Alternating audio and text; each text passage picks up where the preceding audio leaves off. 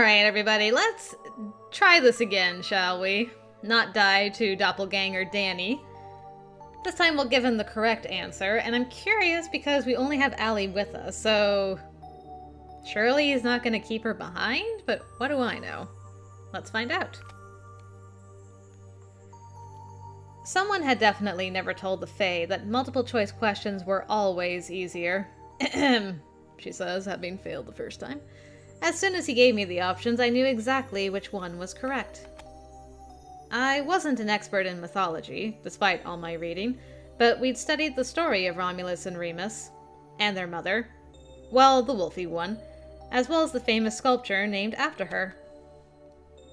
I don't think I would have got this right if I'd had to answer riddles, to be honest, so...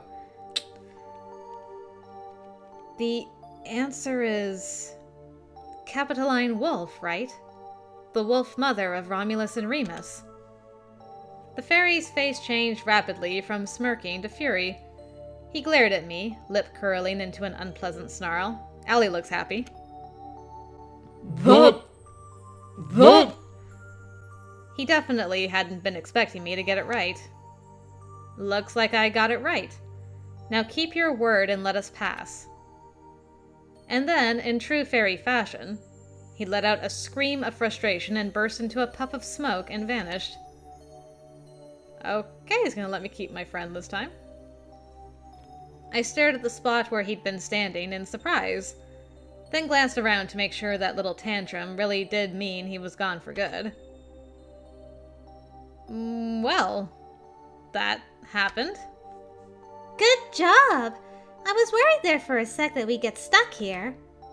How'd you know the answer anyway? I just remembered studying about it. I actually didn't know what he was looking for until he gave me the options to choose from. Glad it was multiple choice then. I was thinking the same thing. Good grief. Are fairies always this dramatic? I think so. Jeez, that was straight out of a fairy tale. What a sore loser. But the smoke drifted lazily across the shadow wall, which instantly began to melt and fall away, leaving the path open. I guess we get to keep going. Yay. Huzzah. Just ignore them. Keep your focus. They're trying to rile us up, break our concentration. Don't let them. Just keep going. Alright, there's our boy. Come on, it's not that hard. You can work it out, surely. Aren't you meant to be terribly smart? I glared at him. If he thought it was going to be easy, he definitely would have given it to me. He wouldn't have given it to me. These riddles weren't just for show. They were obviously trying to slow us down or thwart us altogether. Ugh, just stop. No one said anything about me being smart. The only thing I am right now is very, very angry. Okay. Unicorn. White-horned beast was obviously a unicorn. A feline king. A lion? If that was the case, they had to be fighting for... a save spot. There we go.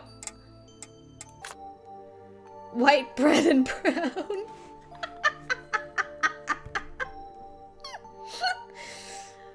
I kind of love the idea of a lion and unicorn fighting over white and brown bread. That's amazing. I don't think it matters whether it's the town or white bread and brown, so let's go for white bread and brown. I couldn't remember the whole rhyme, just bits and pieces. I took a stab at it and hoped I was right. He looked so amused.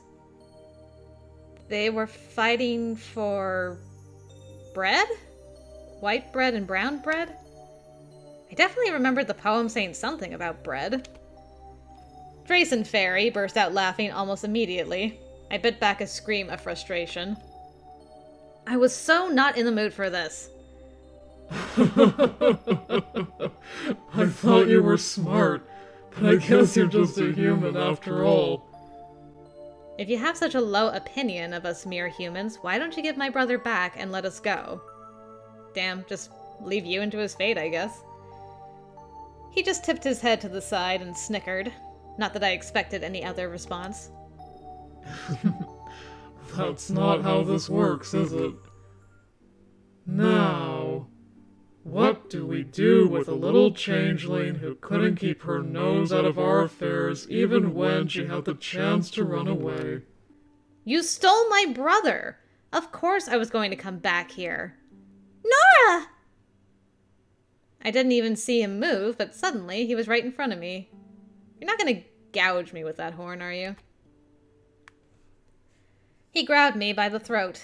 Not hard enough to cut off the air supply, but just hard enough to make it difficult to swallow. I tried to pry his hands away, to no avail. So this time you thought to invade our home with an outsider. You invaded mine. Several times. You made a promise. We were simply holding you to it. He released me and stepped back. Nora! You can leave now. He waved a hand Allie's way and she was just gone. What did you do with her? Send her back. We don't like intruders here, especially when they can't even answer simple questions. As for you... I took a step back as he moved toward me again, one hand going to my throat. I don't care what the others say. I don't want you here. Or that brother of yours. You're sending us back? But this time I will make sure you won't get involved in our affairs again. He reached for me and everything went black. When I became aware of myself again, the first thing I was aware of was the sound and feeling of being outside.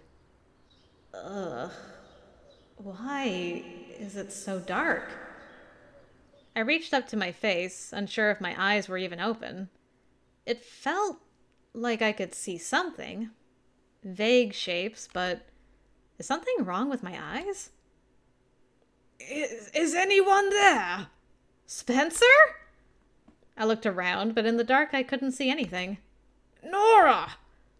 There was the sound of someone fumbling toward me. Are you guys both blinded now? Oh no. I held my hands out in the direction of the noise. Our hands touched and Spencer threw himself at me, clinging to me tightly.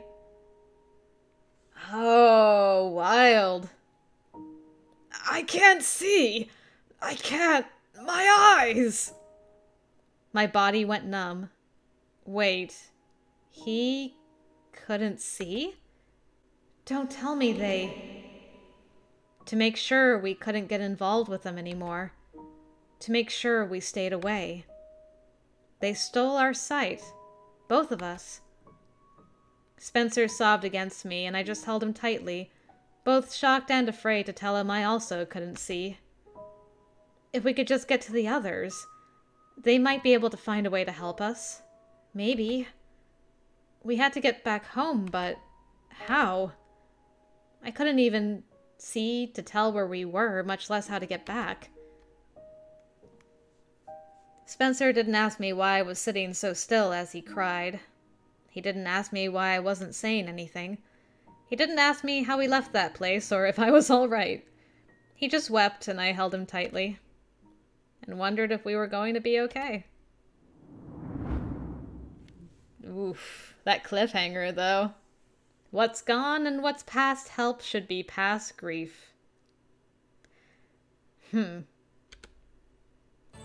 Interesting.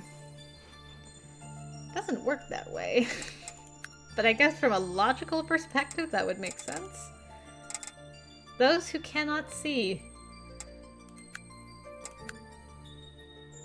So that's how, is that, no, that's not how Spencer sees. I wonder if that's like one of his eyes, though. Is that dim? I mean, there's hope that they can find their way out of there, but I like that Nora was just like, well, give me my brother back. You can do whatever you want with you. And oof. Okay. All right. Who was the next doppelganger we ran into? I think it was Shelly. So yeah, let's see what Shelley has in store for us.